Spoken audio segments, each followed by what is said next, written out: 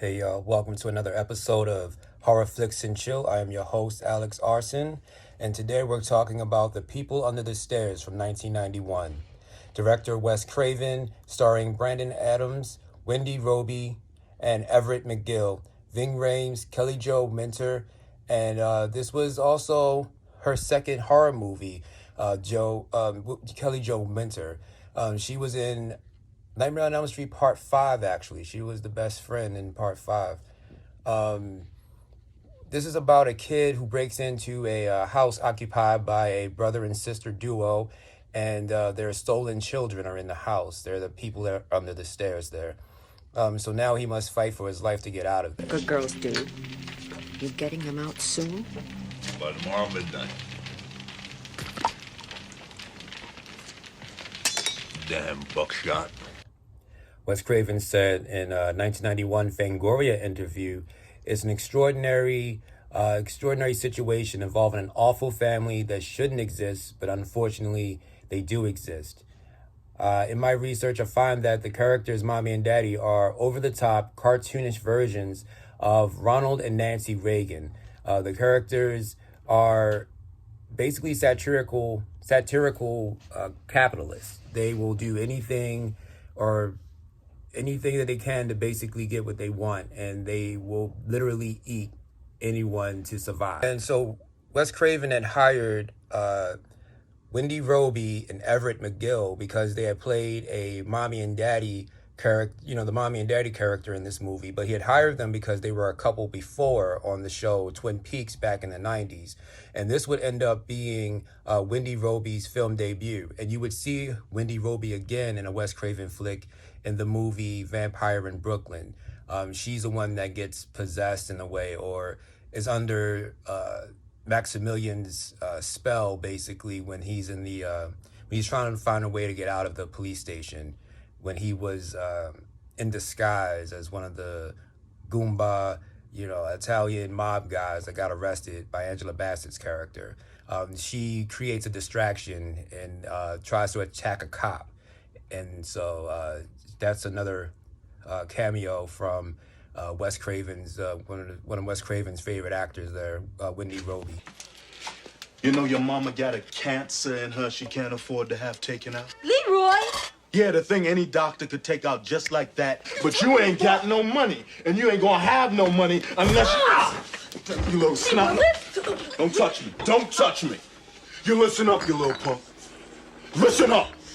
Now, this is the big one, and somebody deserves to be robbed. Somebody who don't care nothing about families or about the neighborhood. He just want to bring the wrecking ball in so he can line his pockets. Who are you talking about? The landlord, that's it. The landlord of this building? Yeah. I found a treasure map last night in the back room of the liquor store me and Spencer hit. A letter addressed to the owner along with the name of his company. So? So the name of the company is the same as the name on your eviction notice. Now, Wes Craven, he was inspired to write the movie after reading a real-life news story about burglars breaking into a home.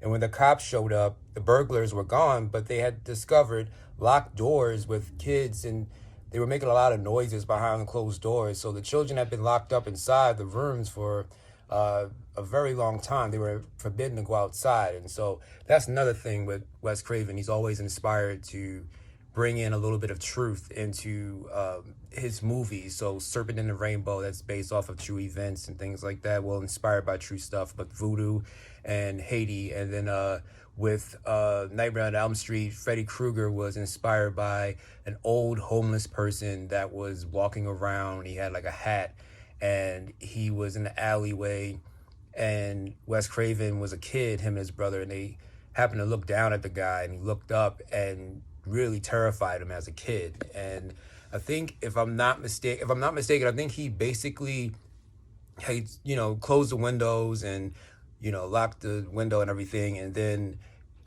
he just couldn't sleep, and then he went downstairs for some reason, and that old homeless guy who had like soot or some type of, disfigurement, something was going on with his face that, he couldn't really forget. And then he went downstairs and he saw him looking into the house like he was trying to break in or something like that. So, you know, that's something that I always liked about Wes Craven, how he always finds the inspiration from real life stuff. Truth is stranger than fiction.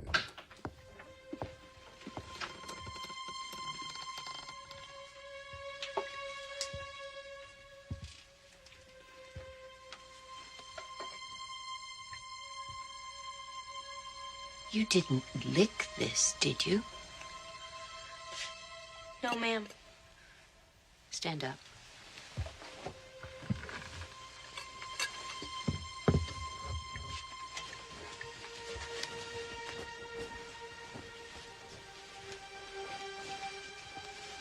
Hope this fits. I worked all day. Turn around. Stand still. Do you love your mother? Yes, ma'am. Yes, ma'am. What? Yes, ma'am, I love you, Mother. Good girl.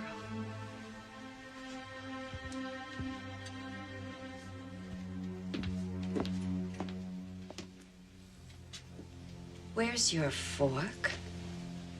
Fork? I gave you a fork with this. Where is your fork? Well, it must have fallen. Somewhere on the floor, maybe. You don't know? No, I'm sure it's on the floor. I mean, I know I dropped it. You know the punishment for losing silverware. I'm sure it's right here. I knew it was there. And before Wes Craven's death, he was developing a TV show version of People Under the Stairs by Sci-Fi Channel. They were in talks of doing a remake as well with Jordan Peele and Monkey Paw Productions, but sadly Wes Craven passed away.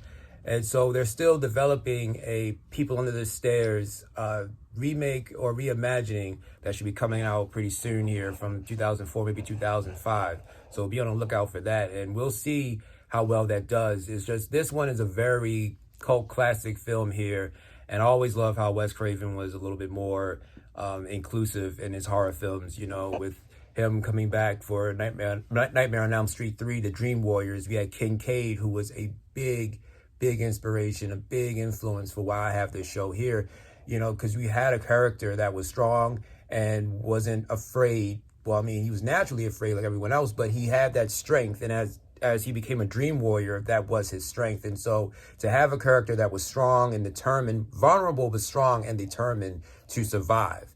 And we have The People Under the Stairs and Serpent in the Rainbow and Vampire in Brooklyn. You know, these are predominantly Black movies that are scary and has been talked about in the community for a very long time. And so that's a big part of Wes Craven's legacy, is how he's able to have other audiences come together and we just all be afraid of the same exact thing. Like we can be afraid of vampires, and we can be afraid of werewolves and voodoo and things of that nature. But it's about hiring and bringing in a lot of actors to be able to portray a lot of these characters and to bring these stories to life. And so I definitely would suggest that anyone who's never seen this movie, check it out. It's the first time you really get to see a street smart kid actually survive and actually make his way through this maze of a home. And he has no idea about this house, nowhere he can really try to hide. He has to go deeper and deeper into this house, and the deeper and deeper he gets into this house, the crazier things get.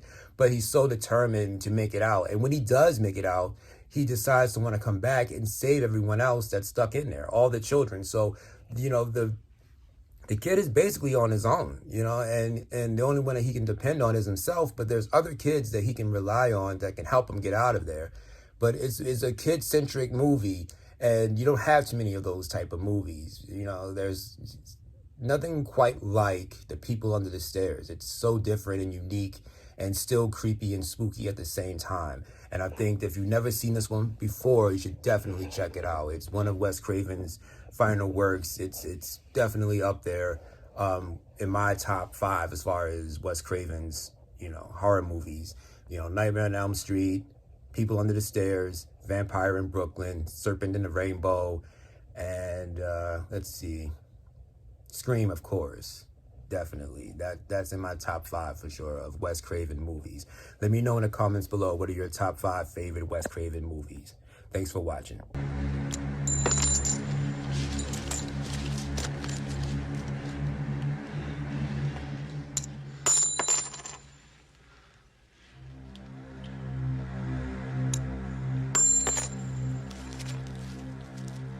Hey. You shoot me and you die too, man. And you better believe it. Don't be crazy now. Got no dynamite back there to blow you sky high.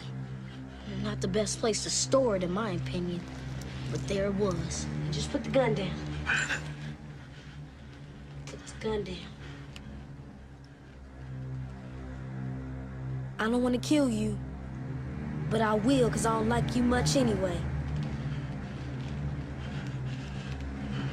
I'm tired of fucking around. So either put the gun down now, or kiss your ass goodbye, boy.